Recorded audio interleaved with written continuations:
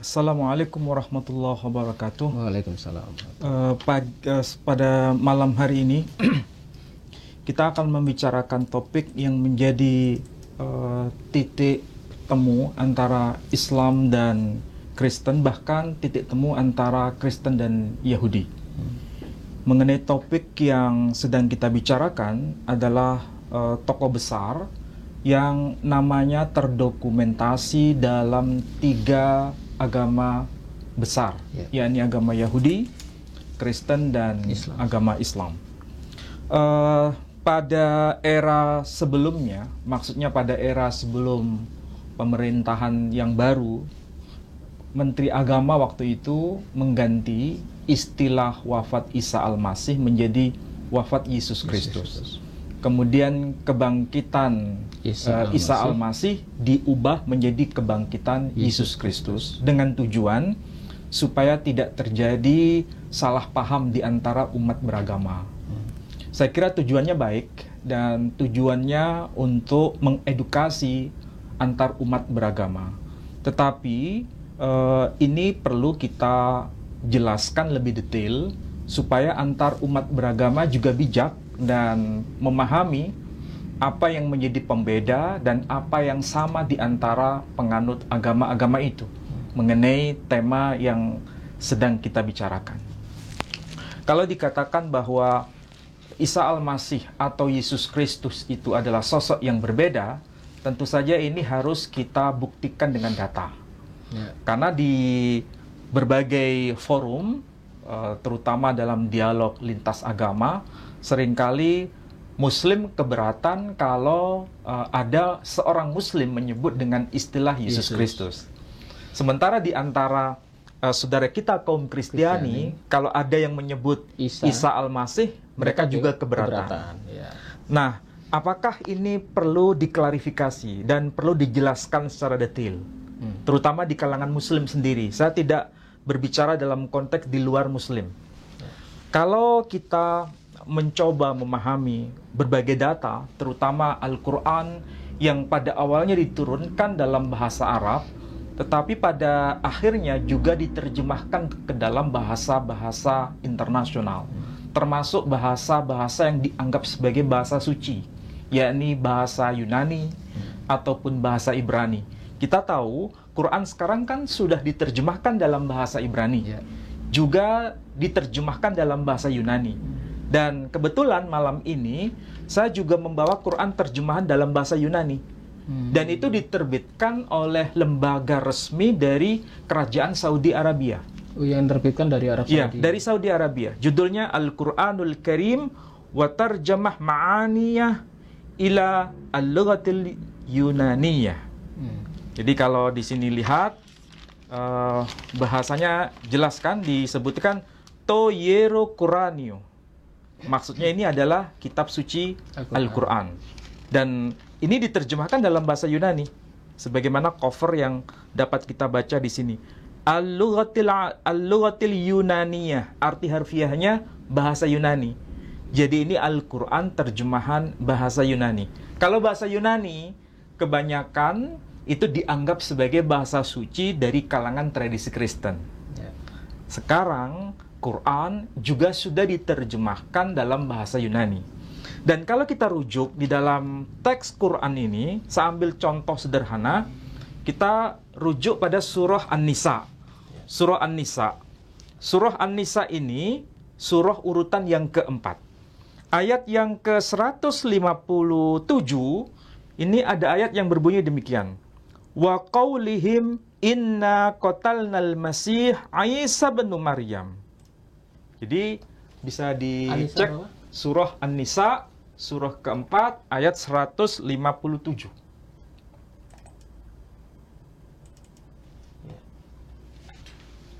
Pak Edi. Nah, kita lihat pada teks itu yang versi bahasa Arabnya, Bismillahirrahmanirrahim, wa qaulihim inna qatalnal masih Isa bin Maryam. Jadi di situ muncul nama tokoh, yakni Isa ibnu Maryam. Itu versi bahasa Arabnya. Oke. Dan kalau kita lihat versi terjemahan bahasa Indonesia juga ditulis Al-Masih Isa putra Maryam. Jadi nama yang muncul di situ adalah nama Isa. Sedangkan kalau kita lihat Quran terjemahan bahasa Yunani yang diterbitkan oleh Kerajaan Saudi Arabia, di sini tidak muncul nama Isa. Oh, gitu. Juga tidak muncul nama Al-Masih. Ini versi bahasa Yunani, kita cek di sini. Ternyata ketika Al-Quran menyebut Al-Masih Isa bin Maryam, di sini tertulis Kristo Yesus.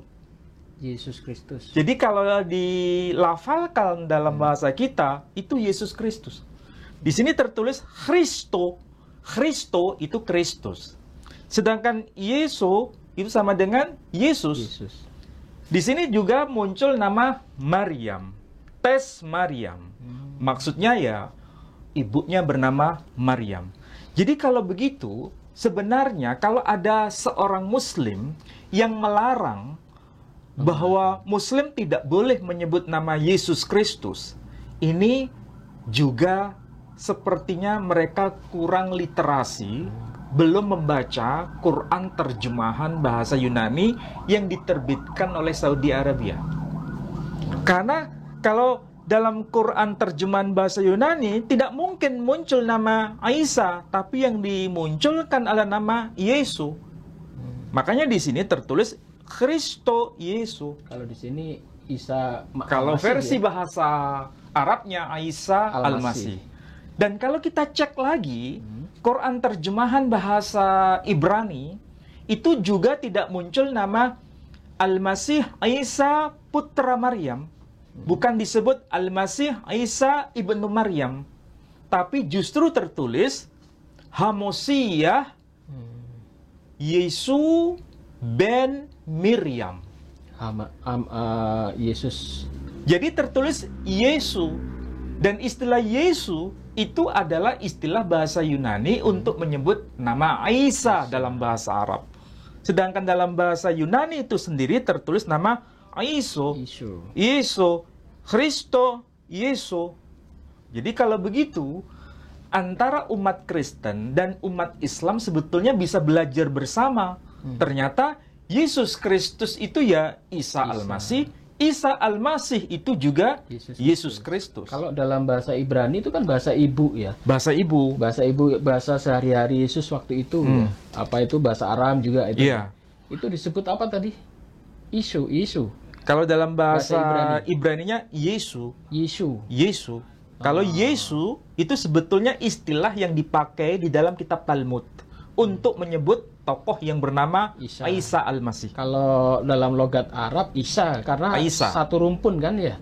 Sedangkan kalau dalam bahasa Suryani menyebut Aiso de Mesiho.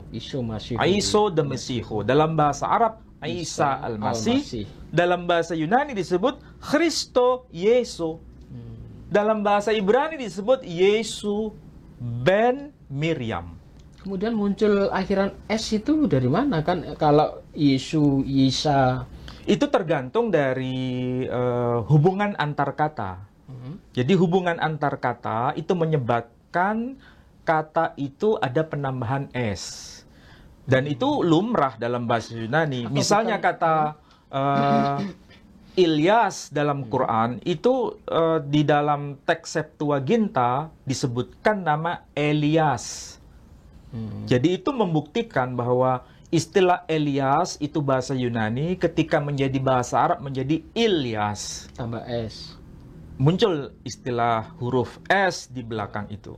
Termasuk Yesus Kristus itu juga bagian dari tradisi bahasa Inggris yang mengadopsi dari tradisi Yunani. Berarti Yesus menjadi Yesus. Iya. Tambah S itu ya. Berarti itu tradisi mengadopsi dari Inggris dan Yunani S itu. Iya. Kalau mengacu ke Ibrani dan Arab itu harusnya Yesus atau Isa. Iya. Jadi nggak ada problem sebetulnya, itu persoalan bahasa saja. Sama dengan istilah Moses dalam bahasa Inggris ya. Kalau bahasa Ibrani kan Moshe. Kalau kita merujuk pada bahasa Ibrani khas tradisi Yahudi. Tapi kalau bahasa Ibrani khas tradisi Samaria, menyebutnya bukan Moshe tapi Musi. Arab jadi Musi. Arab, Sedangkan Musa. dalam bahasa Arab, Quran menyebut Musa. Muse atau menyebut Musa. Jadi tokohnya sama, tapi cara pelafalan bisa beragam. Jadi sekali lagi, kalau kita merujuk pada Quran terjemahan bahasa Yunani, tokoh yang muncul adalah Christo Yesus. Itu maksudnya adalah Isa Al-Masih. Dan dalam tradisi Kristen di Indonesia, Lembaga Alkitab Indonesia juga menyebut nama Isa Al-Masih untuk menyebut tokoh yang bernama Yesus Kristus. Misalnya kita lihat dalam bahasa Madura, Alkitab bahasa Madura menyebut Isa Al-Masih. Alkitab dalam bahasa Minangkabau juga menyebut Isa Al-Masih. Alkitab dalam bahasa Aceh menyebut Isa Al-Masih. Alkitab dalam bahasa Bugis menyebut Isa Al-Masih. Alkitab dalam bahasa Banjar menyebut Isa Al-Masih. Alkitab dalam bahasa Makassar menyebut Isa Al-Masih. Tapi kalau Alkitab dalam bahasa Bali menyebut Sang Hyang Yesus Kristus. Ada Sang Hyangnya. Ya, itu karakter penerjemahan dalam bahasa lokal. Sementara Al-Quran sendiri menyebut Yesus juga ada. Al-Quran bahasa Arab menyebut Isa Al-Masih. Menjadi Al-Quran Yesus. terjemahan bahasa Indonesia Yunani. menyebut Isa Al-Masih. Al-Quran dalam bahasa Yunani. terjemahan Yunani menyebut Yesus Christo Yesus. Atau Yesus Kristus sama. Jadi tokohnya satu. Cuma kita harus memahami, kalaupun cara penyebutan nama itu ada keragaman, karena kita tidak mungkin terisolasi dalam konteks lintas bahasa, lintas budaya.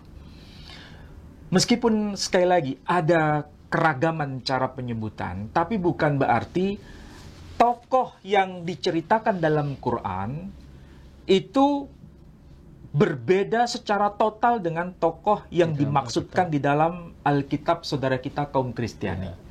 Memang ada kesamaan sekaligus ada perbedaan. Ya. Dan saya kira itu wajar. Kemarin kita sudah membahas munculnya perbedaan soal tokoh Abraham dengan Ibrahim. Kemudian tokoh Musa dengan Mose, ya.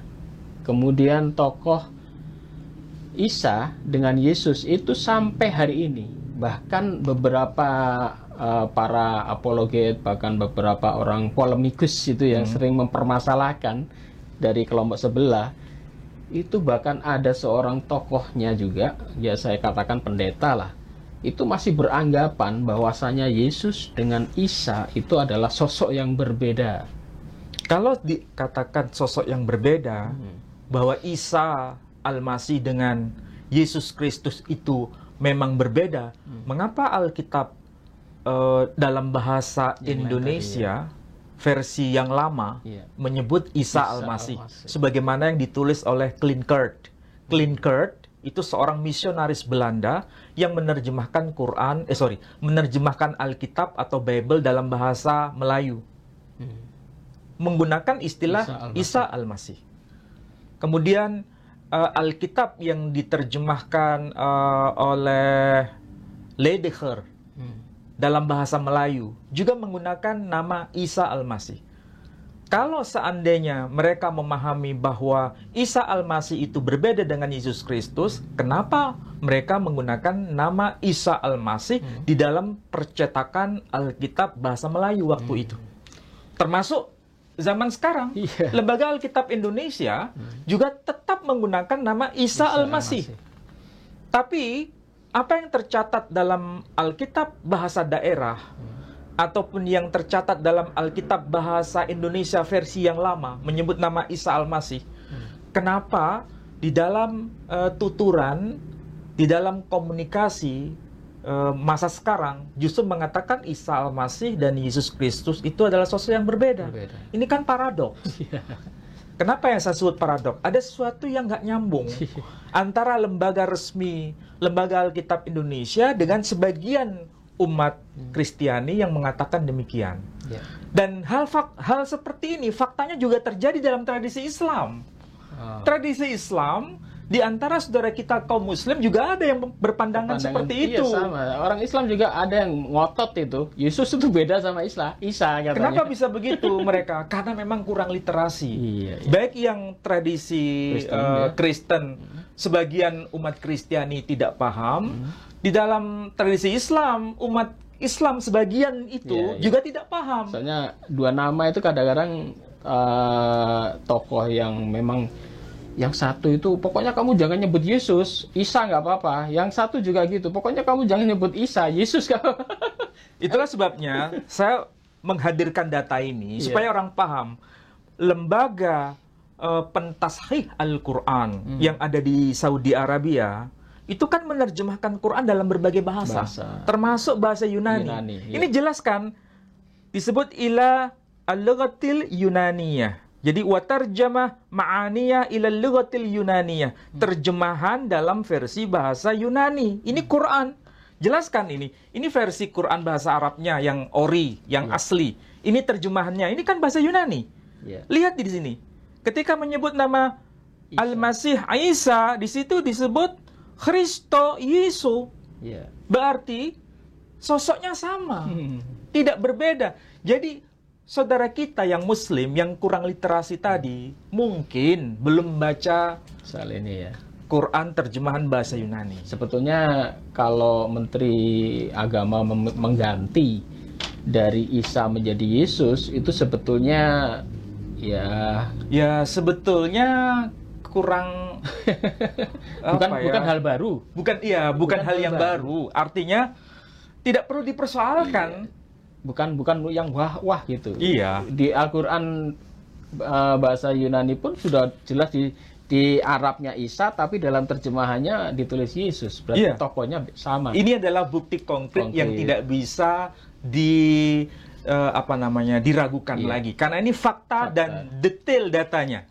Ada kita. Hanya masalahnya, kenapa ada sebagian orang yang mengatakan Yesus Kristus itu bukan Isa? Karena memang di dalam Al-Quran ada informasi siapa yang disalibkan itu. Disitulah bedanya. Tapi kalau berkaitan dengan nama, no problem. Tapi berkaitan dengan detail kisahnya, itu tidak sama. Tapi apa yang dikatakan dalam Quran itu bukan berarti sesuatu yang baru. Karena di masa-masa awal era Masehi, apa yang dikatakan Quran itu ada kedekatan informasi.